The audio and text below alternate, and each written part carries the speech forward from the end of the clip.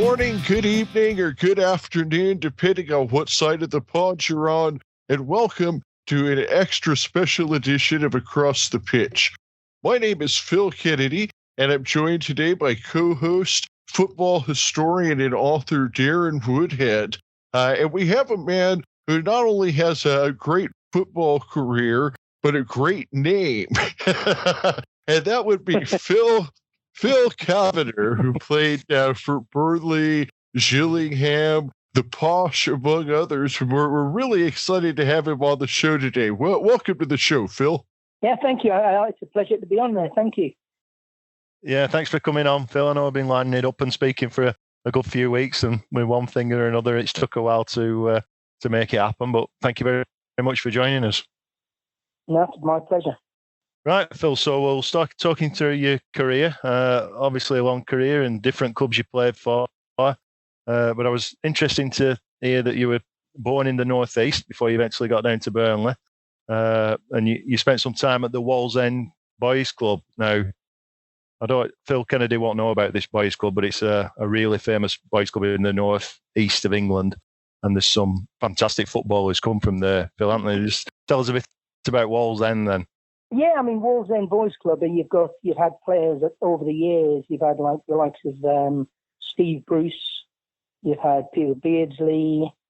You've had there's a guy, Rob Hindmarsh, was a centre half at Sunderland, Derby. A guy, Steve Baker, I played in the same team. Was at Southampton. Then later on, you've had the likes of Michael Carrick. So it's had a succession of players that have just come through the ranks. And I think it's because there was not much else to do in the Northeast when you were a kid than kick a football around.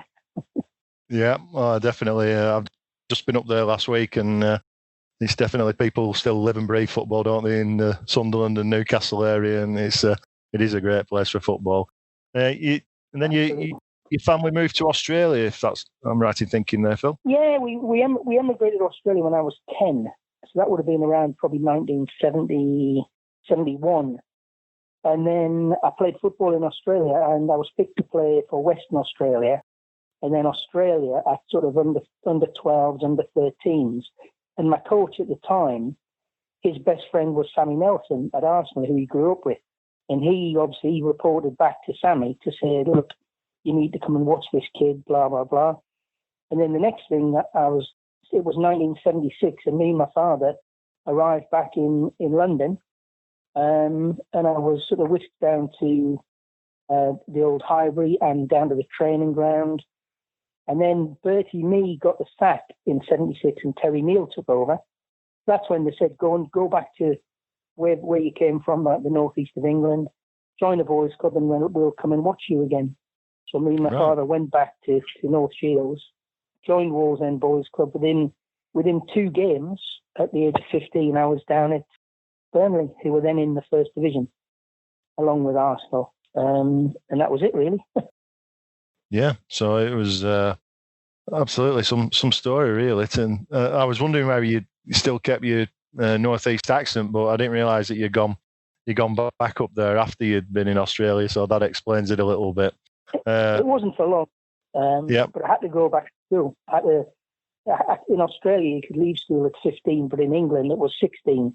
So Burnley put me into digs, and then put me into school. Which I was useless at school, and I used to just keep leaving school and going training, and I used to get in trouble with the manager at the time. And that was, so then I joined obviously as an apprentice when I was 16. Oh, excellent. So then you went on to make your debut against Leyton Orient in 79-80 season. That was some occasion. Yeah, I mean, because I was only sort of 18, and you had players then. You had the likes of Keith Newton, who was an England international. You had Brian Flynn. You had Paul Fletcher, Alan Stevenson, Peter Noble, Billy Ingham, and these were all, you're talking about international players. The likes of Leighton James and Brian Flynn and Keith Newton. So yeah, it was a little bit daunting, after being just a kid in Australia, then all of a sudden you're thrown into sort of proper football. Yeah. No, I remember I used to spend some time on those be all end in those days. I remember you and the yellow away strip. I remember that, and good times. Yeah, big friend of mine, Nigel Whitehead. He was. I think he's on Facebook with you, and you were a big hero of his. And there were, like I said, it was a good side. Many good players, internationals, and I think Billy Hamilton always stood out for me. He was some imposing figure, wasn't he? Oh, Billy was. Yeah, I mean, it was. I think that was the year. I mean, the year when I made the sort of most appearances was like the 80-81. Yeah. I think we just missed out on promotion, and then the season after was obviously then Trevor Stephen came through, and Nicky Field and Brian Laws was playing, and that was a great season. And then you only had one sub at the time. You had a manager, you had a coach, and that was it. A physio and one sub, and that was it in the dressing room. Was it? But in those sort of days, it was. You never actually thought about the money. You never thought you were earning good money, but you never actually thought. You just actually were. Just absolutely sort of feeling blessed that you'd actually become a footballer, which you'd always wanted to do since you could ever remember.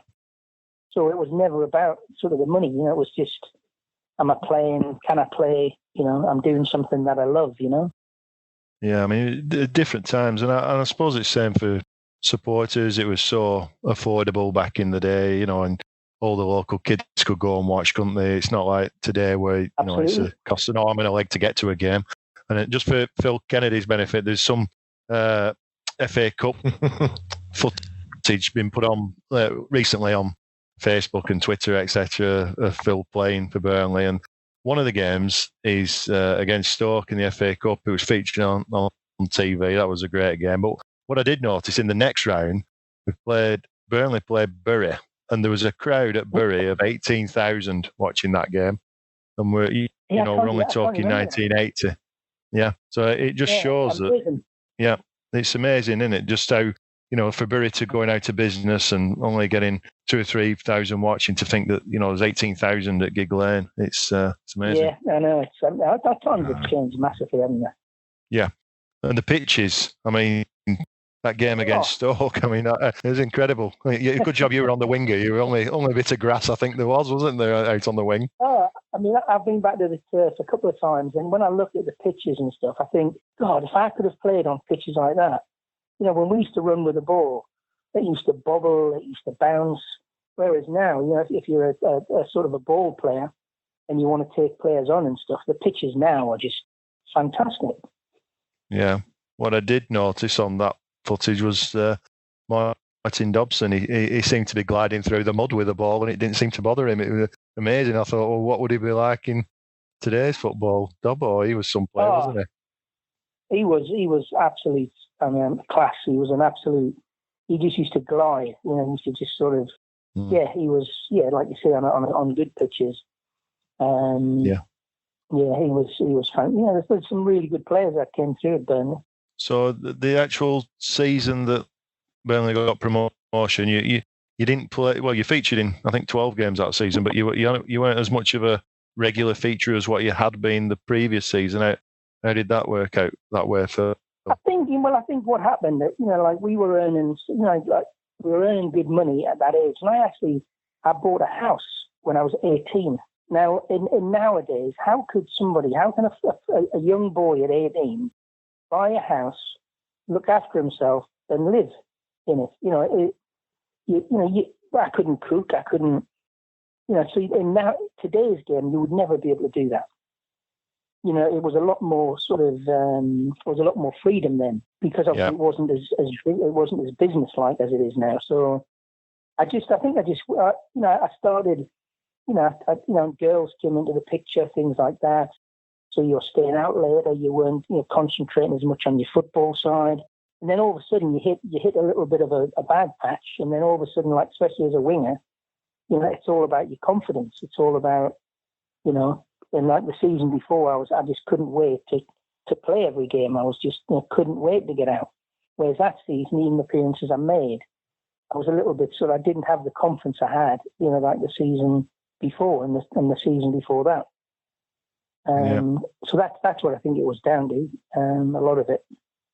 Yeah, I mean, it's difficult to put your finger on, isn't it? confidence. It's supposedly like anything, isn't it? Playing most sports, golf can be like that as well. You just don't know, do you, when you turn up, how you're going to be and what's going to happen next. Phil Kennedy's like that with golf, aren't you? Oh, it takes a lot of balls to golf like I do. So it was you mentioned Billy Hamilton. We when we won the league that season, they took us to a hotel in Parma, just outside Parma. It was a castle called the Son Vida, and it's the only, I think, 5-star in the Balearic. And they took a bunch of footballers there, and it was 5-star. Billy Hamilton stayed with us at the hotel for about 4 days before he went and joined up with obviously the Ireland international squad for the 82 World Cup. And for 4 days, he was off the map. And then, so he went directly to the World Cup from there, did he? Yeah, he had 3 or 4 nights with us. Wow. And some preparation for the World Cup. Yeah, and he had and he went on and had like an absolute brilliant, and I think some players could do that. I mean, I played with players that could have a drink on a Friday night, and it wouldn't affect them on a Saturday. They were just different mentalities. But in those days, you didn't, like now, I think that whether you play at home or away, I think the players are all breathalyzed, they're drug tested, they've got the diets every day, they've got we never had any of that. We didn't have nothing like that.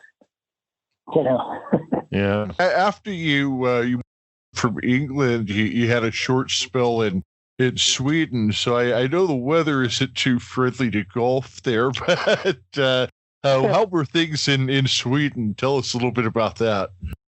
Well, the thing is, I was really disillusioned because I'd had a few good seasons, and I had a few offers from a few clubs, but I don't know, I just felt really, really low. And I had an agent. I mean, agents were just starting to come into football then, and I just had a call off a guy. He was on a boat somewhere, and he said, "Look, I'd like you to come to either South Korea or Sweden." And I just thought, Sweden, that sounds good. and they said, "Were you going to get this? We've got an apartment for you, a car." And I thought, yeah, great. And the thing is, I got there, and a beautiful apartment in a place called Karlskrona. But what happened, the team were bottom of the league, and they needed to win something like, 3 out of the last 5 games. But I went there with another English guy, but what happened, our registrations didn't come through. So basically, they actually got relegated before we could play. So, because our registrations didn't come through. So they basically said, look, we can either loan you out to another club, or we can pay your contracts up and you can go home. So I rang the PFA, Gordon Taylor, and I said, look, has anybody been on the phone? They saw Gillingham had been on the phone. And I rang, the manager at the time was Keith Peacock, and I flew back to England and then went straight down to Gillingham. Right, so short-lived. It was. But I was there, I think I was there about 6 weeks and only played 1 game. Well, so and then it's so straight into playing for Gillingham then, so resurrecting your career back in England then. How did that go? Yeah, and at the time there I was playing, because I played with Steve Bruce at Wallsend Boys Club.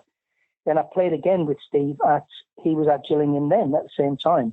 And also Tony Castorino was at Gillingham at that same time.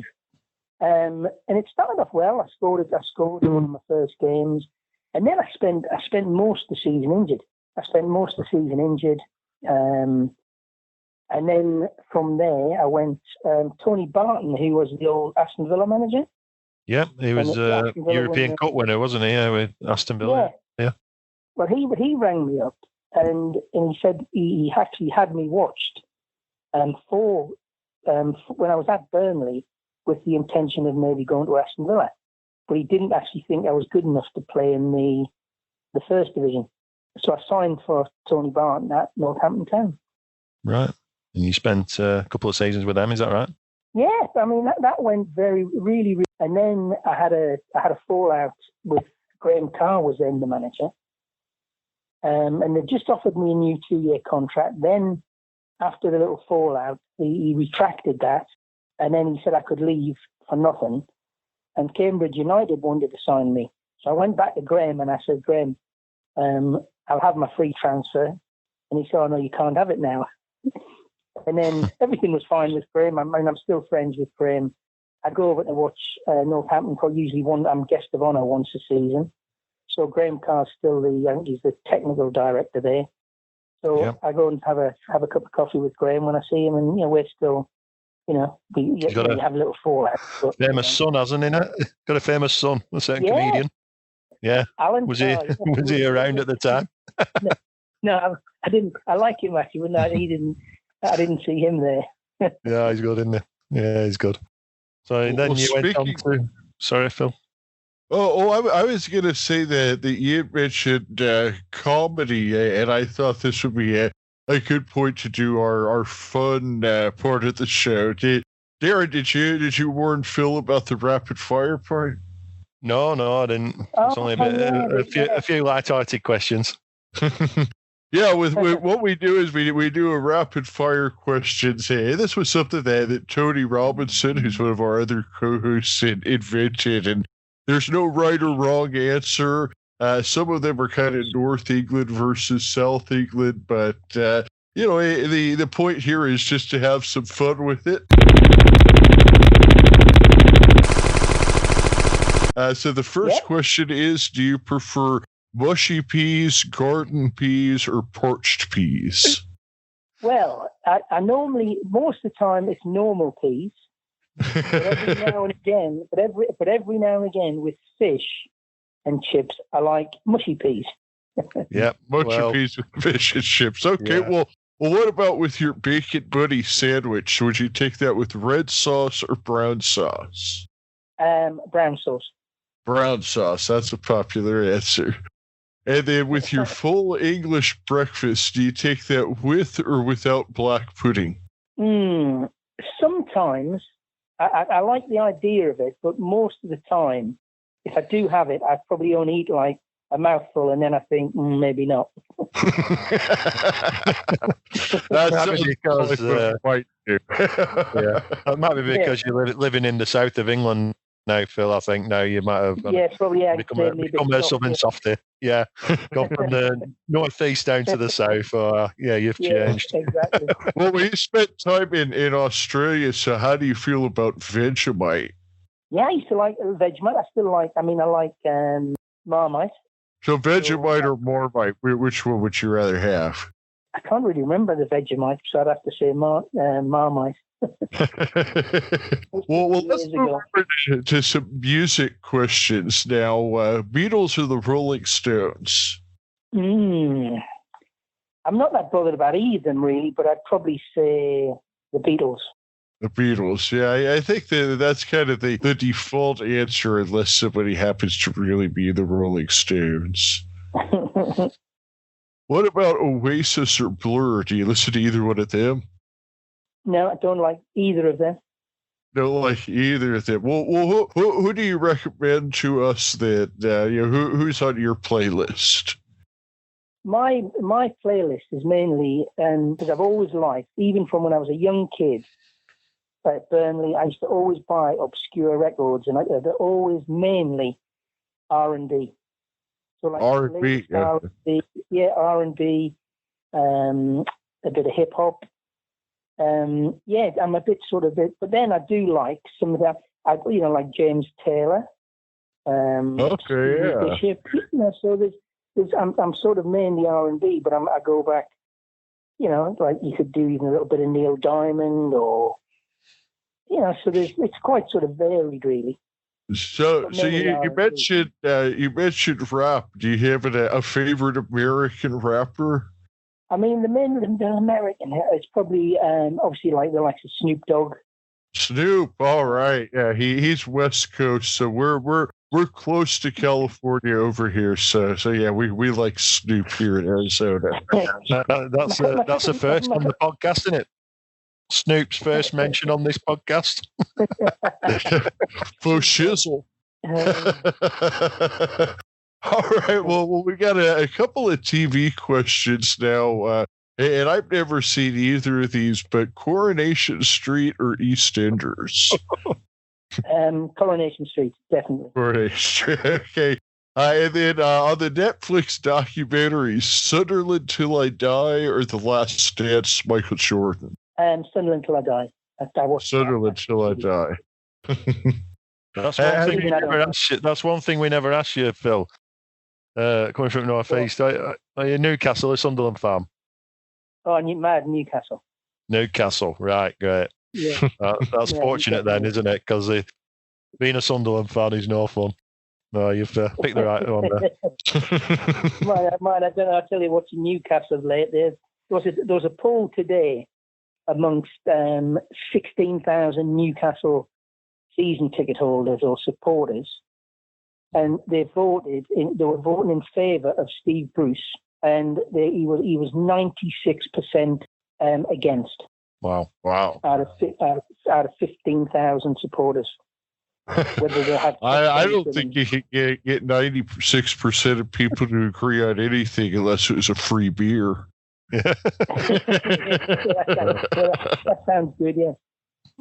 I'm trying to lose a few pounds, so I'm not drinking any beer now. All right, well, we've got one last question there. This is my question here from Arizona. We're crazy over here. We like hot and spicy foods to the point that we put hot jalapeno peppers on our pizza. Is this something you'd like to try?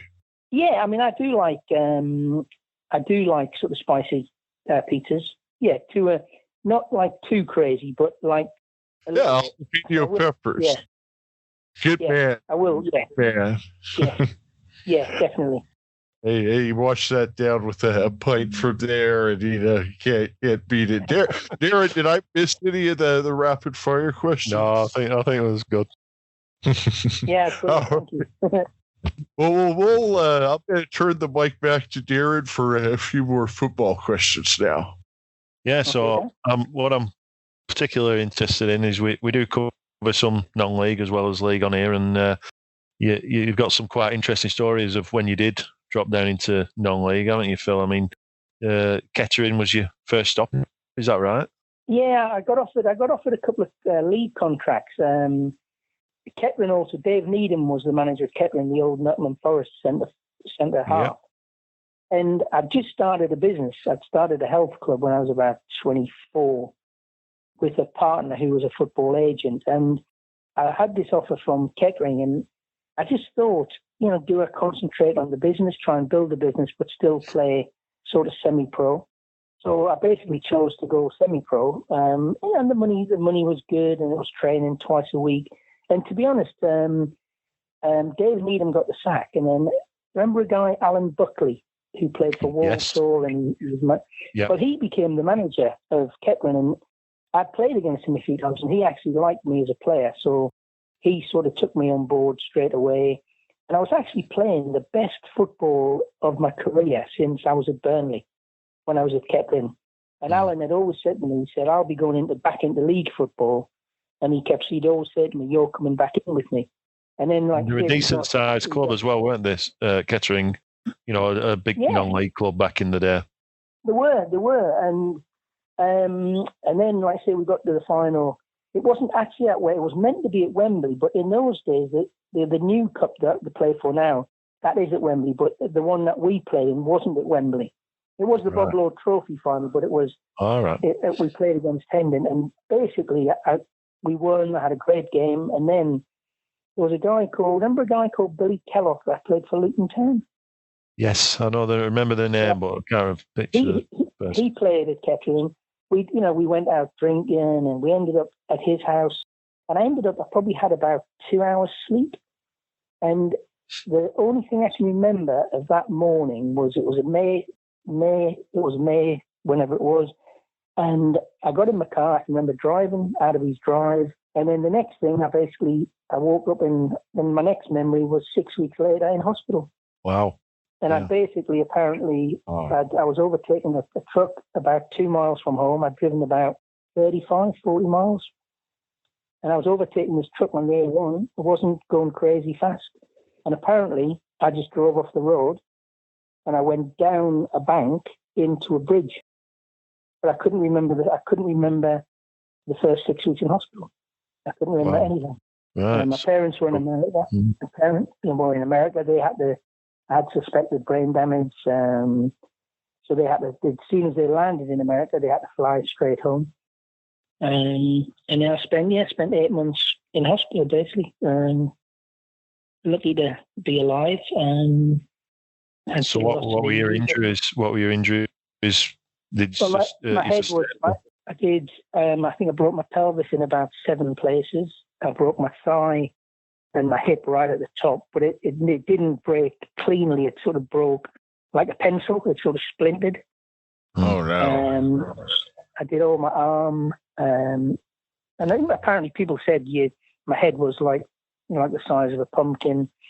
But I couldn't remember one thing for sort of about 6 weeks. And then, so that was it, basically, the end of, I was never going to, I think if you probably had those injuries now, then maybe you would maybe have a chance of playing again, because obviously the surgery is a lot better. But, and in those days, the insurance and that wasn't the same, you didn't, so all of a sudden I was sort of 25, no more football. What do I do now? It really is. It's amazing, like you said, with the surgeries, how far that they have come over the past 20 years, especially. Because I remember back in the 90s, if somebody tore an ACL, it would be an 18 to 24 month injury if they got back at all. And now they're saying like 6-7 months for Virgil van Dijk. It's just incredible how far they've come with the surgeries. Oh, it is. It's amazing now. I mean, you'd never, you break a leg now, they just open it straight up and put a plate on it, and and you're out of hospital in mine. Probably with the injuries, not that I had it, you wouldn't be out as soon, but it is. It's just everything's moved on, hasn't it? Yeah. So after you did get back into the game of football and managing, and you managed at is it Arlesey Town? That's it. That's perfect. That's exactly. Oh, I'm getting better at these. And you got back to Wembley with them. So tell us a bit about that. Well, like I say, after the accident, I sort of I got walking again, and I had to find a job, and luckily I got into working with some sports companies like Puma and Gola, and then I got somebody asked me to go, where I do some coaching and managing, and I just worked with a couple of local guys, and then another guy at Arlesey Town, right? He had been appointed manager, and he said, would you come and join me as joint manager? So he basically played, and I managed, and we had a fantastic season. We won the league by loads of points, and then we had a great run in the Vars. And we lost the first, because in the semi-finals you play back-to-back Saturdays, and the first Saturday we played Roans in the first semi-final, and we lost 3-0. So that was more. Not many teams come from 3 down. And then the Saturday, we worked hard during the week. And then the following Saturday, we made a few changes. And then we went 2 up at half time. Into the second half, they got a penalty. Our goalkeeper saved it. And then we scored an equaliser and went to extra time. And we won 5-3 on aggregate. Wow. I'll tell you, one of the things we talk about on the show a lot is how there's nothing better than going down 2-0 and then coming back and winning 3-2. But I think going down 0-3 and coming back to 5-3, that's got to be just an incredible feeling at the dressing room afterwards. Oh, it was. I mean, because when we lost the 3-0, we had a coach to the game, and we had a pre-match. And a friend of mine who I played with at Northampton Town, who's still my friend today, he came to the game, and I never went back with the players. I was so mad. I was so annoyed at how bad we played, and I went back with him and just left the players. And I went and got so drunk, and then woke up Sunday and thought, oh my God, we lost 3-0, But yeah, it was. We just had a great bunch of players, that were sort of that's good. That's what makes it the best, is when you can celebrate something like that with a close-knit group. I know that a lot of the guys that we've had on the show, they have that one season. I think Darren, the 2005-2006 Accrington team is what we've heard about a million times, where it was just a close group, and there's just there's something that makes it a little bit more special when you have a group like that, I think. Yeah, it's just momentum, isn't it? It takes you places. Yeah. So what was your day out at Wembley like, Phil, going forward after that semi? Well, my mate who I played with at Northampton was a guy called Brian Mundy. He played for Bournemouth and Cambridge, Northampton, and he's still my mate today, and he used to come to all the games. So me and him had a room together the night before in a hotel, and then we went out and had a few drinks, and we said to the players, because they were sort of, part-time, and we used to say to them, look, if you normally have a couple of drinks on a Friday night, go ahead and do it. But, don't forget, we're Wembley tomorrow. And everybody was really good. And we had a after breakfast, we had a bus down to a hotel for pre-match. And then we had a police escort into the ground. And it was just a fantastic day. It was, an absolutely... And then we obviously won 2-1 as well against Oxford City, who are, I think they were probably 1 or 2 leagues higher than us. And it's just two fantastic. I mean, if you ever look at it, you can see it on YouTube and stuff like that. The 2 goals that we scored were just like, like sort of match of the day, sort of goal of the season contenders. And then afterwards, like you say, on the Sunday, we had an open top bus round because Ardsley it's one of the biggest villages in the UK. So we had an open top bus, and we had a big sort of party at the club, we had a 10-year reunion. In fact, it's actually 25 years just last month, or a couple of months ago, and we had planned a 25-year reunion. And I still speak to a couple of I still speak to a few of the guys. We've got like a page, like where we all contribute, when it's people's birthdays and things like that. So we're still in touch, Right, good stuff. So how long did you go on for as a manager then, Phil? Well, the funny thing is, I went just after that, with work. I was working for an outdoor company, so I was doing a bit of traveling and family and things like that. So I just didn't have the time. So after that was it really. But then I've still got obviously interest in football locally, but nothing really. I probably don't watch as much football now. So I think, with the Premier League, I watch Newcastle, but I sometimes rather watch Match of the Day and just watch the highlights rather than watching, 3 games in a day. It's just a long, just a long. I know where you're coming from, definitely. And also, I don't think there's the camaraderie there now. I think, most of them are only interested in money, and I don't blame them because it's a short career. And if you can earn 250,000 a week and all that sort of thing. Yeah. Yep.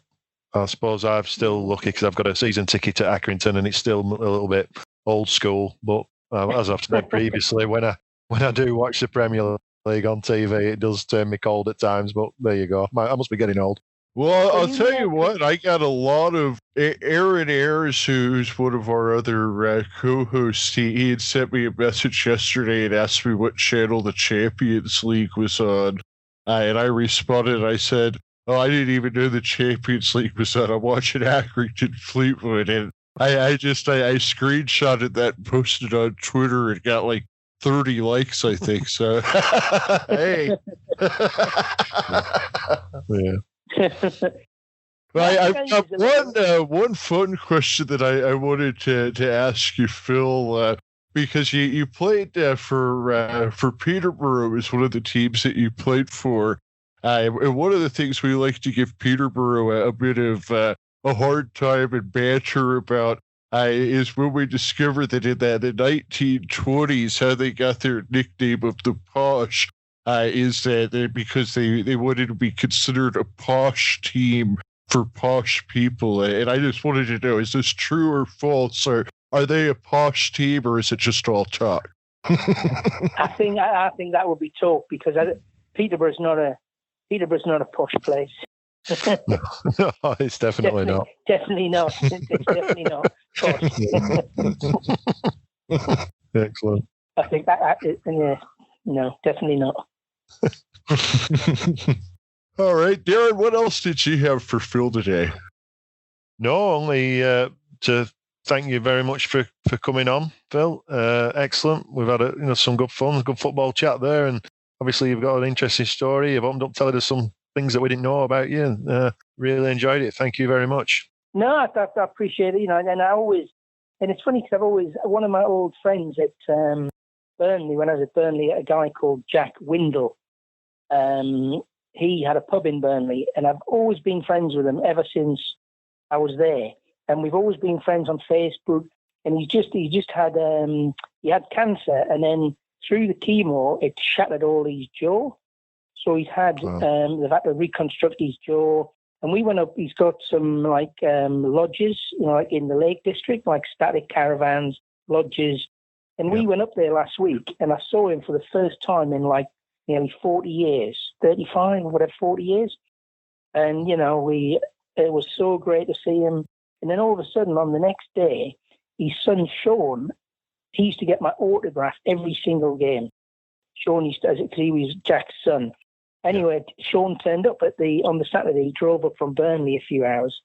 And I hadn't seen him obviously again in 35 years. And I tell you, it was so nice, Wow. And I always appreciate, and I always have time for anybody in the game, who wants to, ask anything. I just think it's what we should do, really.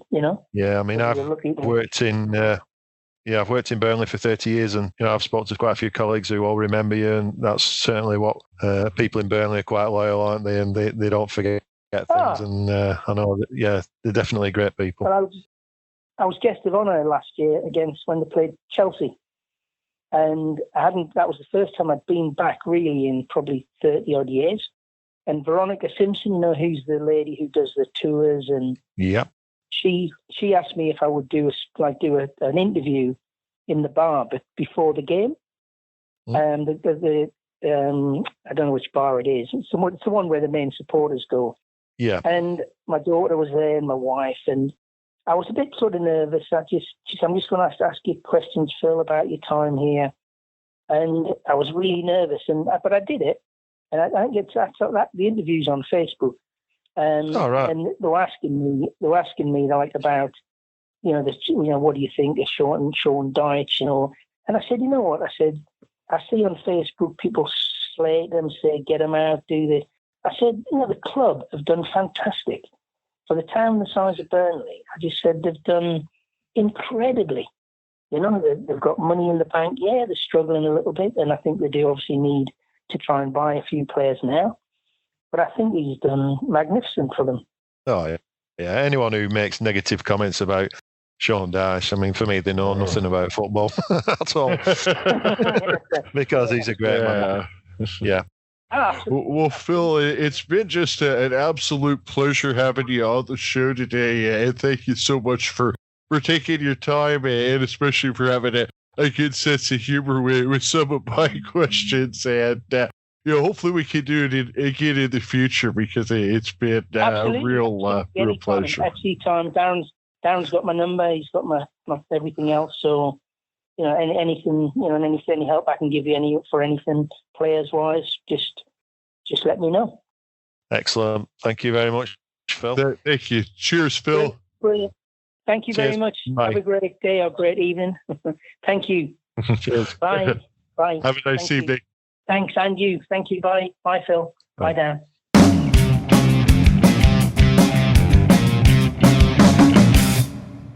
Float posters. Now you can get top quality, high gloss, full color infographics from Afloat Posters featuring all of the clubs from your favorite league, including EFL League One and USL Championship. Afloat Posters also has infographics featuring defunct historic leagues and even new infographics featuring past and present teams from your hometown. You can get 3 different sizes of posters at a float poster starting at just $8.99 US. And now, you can save 10% on anything at the website afloatposters.com using the promo code ATP10. That's ATP10. Just enter that code at checkout for 10% off at Afloat Posters.